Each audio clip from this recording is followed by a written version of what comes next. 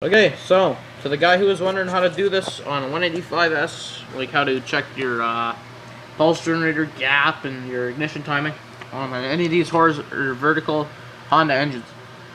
To do this, you want to take your recoil off or your side cover off. It's like a 200X. You'll have to like that side cover. You want to take that off.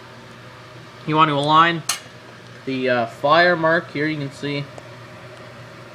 I don't know if you can really see it. Give me a second. Trying to shine some light on this situation. Yeah, there you go. You can barely see it, but there's an F and a T mark. For the F, you want to align F with that little bump on the top of the recoil housing here. You got this, or this flywheel housing, whatever you want to call it. But you got this thing here. You want to align fire, which F and T. So fire and top dead center is over here marked. It fires slightly before top dead center to do with for reasons. So you want to align the fire with this, and then you want to take that cover off the side, which is those number 2 Phillips headed screws.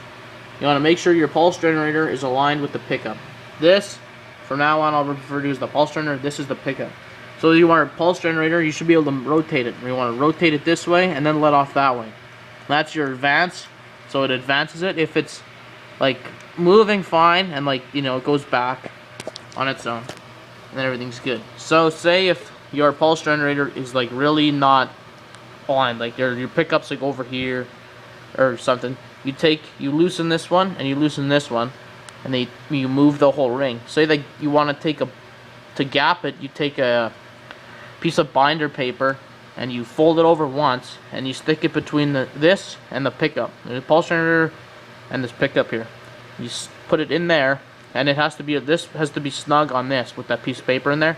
If it's not, if it's just loose as hell, you loosen these 2 screws here, which is either a small Phillips or a flathead. You loosen those. These are also number 2 Phillips, by the way, these 2 here. But you loosen these 2, and then you can move this. You can slide it up and down. If it's too tight or if it's too loose, you just move it. And then to check if it's good, like the pulse generator pickup's working, you have these 2 plugs that come up here. You got your blue and your green. Then you pop the blue and the green, you unplug them. You'll probably have to take the tank off to do it unless you have really small hands. So you unplug them, and then you put both leads of the multimeter, put one in each wire. Then you figure out the readings online, and then you read that. Sometimes it won't make a good connection. That's another thing. If you don't have spark and you lost spark, it's probably the stator, but you could have a intermittent connection problem, so you want to pop all the connections off, and maybe even try to, if all else fails, try to cut a little bit of the plug wire off on that side, right, and then screw the cap back on differently. I'll help you with that if this doesn't fix it for you. So how to read your stator? What you do is you find on this plug here there'll be a black wire with a red tracer, and you take one of the leads off the multimeter, you take it and you plug it into that, right? You pop the connection off and then you put it into that one. Yours might just have that one connection, it might not have that second connection in there, but mine, because it's an 83, it has that second connection. I think 82 also has 2 connectors. But yeah, the red one, you take the multimeter and you stick it in the black with red tracer, and then you ground the other side off to the case, and you read the readings on that too.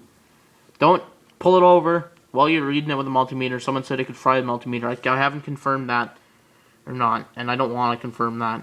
Just don't do it. It's just yeah. So I mean, if you my recoil is off anyway because I've snapped the rope, so thought I might as well just do this video instead of writing you a big essay on how to do it or whatever. So I mean, if you got any other problems, we can just keep in touch, and I can just keep trying to help you, because I mean I've went through the same shit with this thing. I bought it and it had good spark, and then I put it up on the bench and then it lost spark, and sure fucking enough the stator went.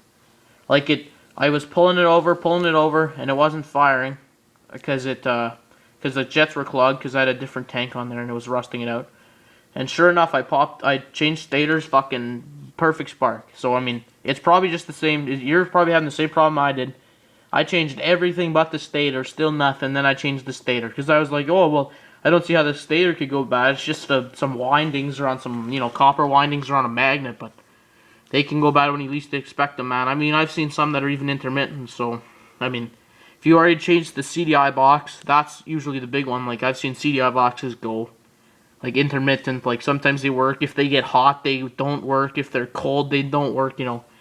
I've seen stuff like that. So, yeah, if you have any more problems, you know, just, we'll keep in touch, and I can try and keep helping you. I mean, you know, yeah, shoot me a PM, you know, 81, ATC 185S, you know, I'm Three Wheeler World, so shoot me a PM if you need any help. If I can't help, I'll at least try to direct you to somewhere that can help, you know. So, alright, that's that then.